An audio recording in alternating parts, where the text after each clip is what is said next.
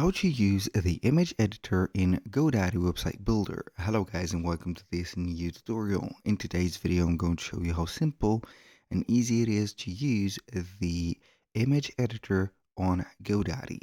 So we are going to head over godaddy.com, sign in for an account, and as you can see we're going to be on the admin dashboard.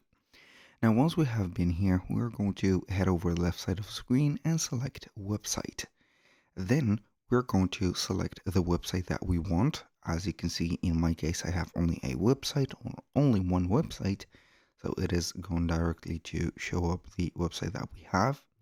I click on edit and it is going to load up the website editor. Now to access the image editor, we need to select an image. For example, this one. I selected the image, so it has been let's say indicated for the right side of the screen. We can have a focal point, as you can see, of the image, which is going to focus on a specific part of the image. Basically, it is going to be at the center all the time, and you can choose it.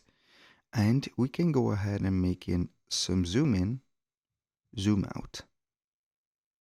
So you can also make the image as black and white and add some captions and descriptions and link.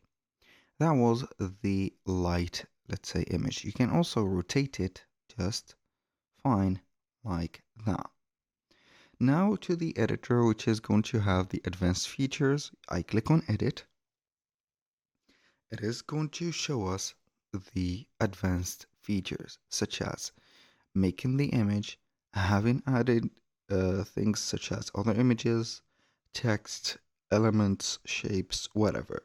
So we can go ahead and add a shape for this image. You can use something like this, select the color of the shape, set up the, let's say the specific shape, and etc.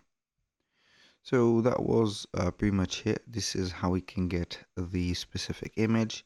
When you finish, you can go ahead and export the image if you want as the format that we've had before. And you can go ahead and export and download it. You can also see that you can change the file type from PNG to JPG. And this is it. Now, what is the purpose of having the image editor?